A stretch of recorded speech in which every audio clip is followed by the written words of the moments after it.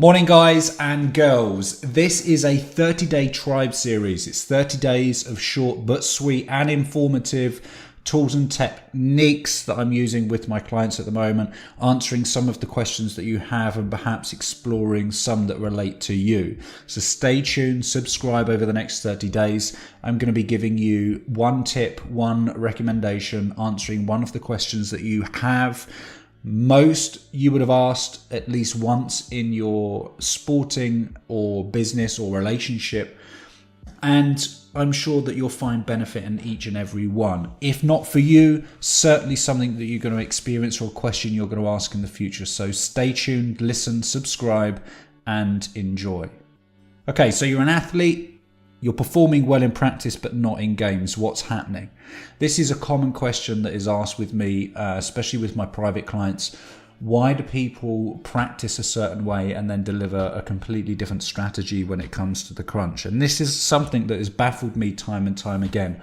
Now, it makes sense, doesn't it? If you think about it, during practice, to practice what you're aiming for, as opposed to practice to make a certain, to follow a certain routine or structure. So I can liken this to when I was training for the Ironman event. Why would I follow a nutrition strategy throughout my training that wasn't going to be relevant on the day? Well, I wouldn't, and it would be daft too. And I was surprised at how many people the day before the Ironman event were in the local shops out in Lanzarote looking for nutritional supplements. That should have been something that was done a long time previously, especially when it comes to the gut. And this is going just off topic very slightly and quickly. Your gut is one of the things that supports you in the majority of not only endurance events, but a lot of events, including shorter distances and even sprints to a certain degree. And it's important that it's functioning correctly. So if you're following a nutrition plan, you need to stick to that nutrition plan and understand what works and what doesn't.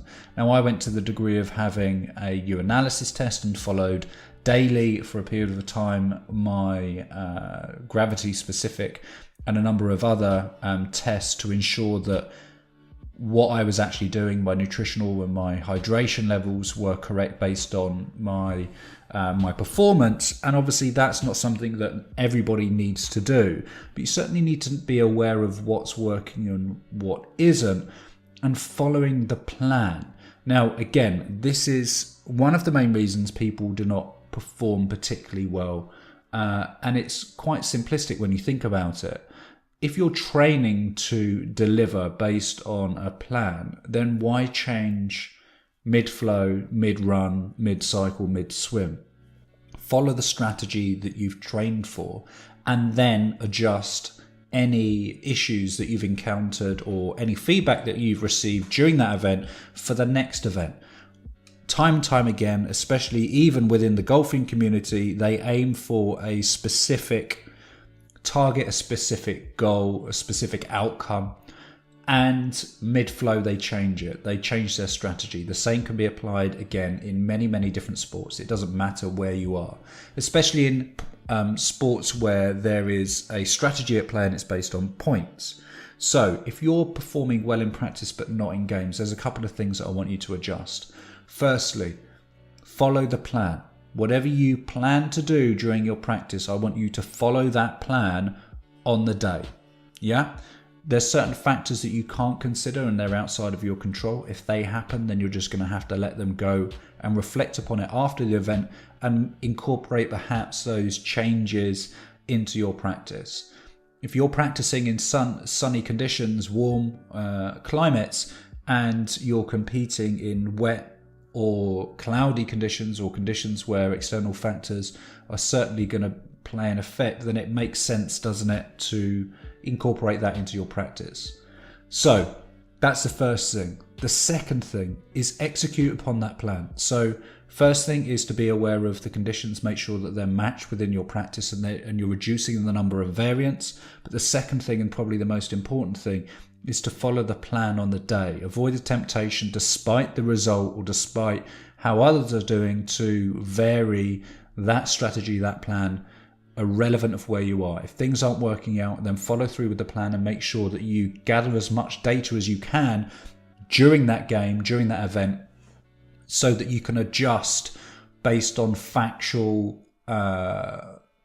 information. So based on the plan that you built towards that didn't work on the day. The temptation, of course, is to alter it mid-flow, mid-event. But if you do that, then you're limiting the amount of statistics or resources that you have because it's not consistent with what you practiced. So if you're performing well in practice but not in games, there's the two things that you can prove upon and certainly work upon. Firstly, follow the plan. Make sure your plan or your strategy is nailed and you execute that on the day without any variations and without any changes despite how things may be planning out. You do have to remain flexible, but that's again another thing to look at, certainly within your training.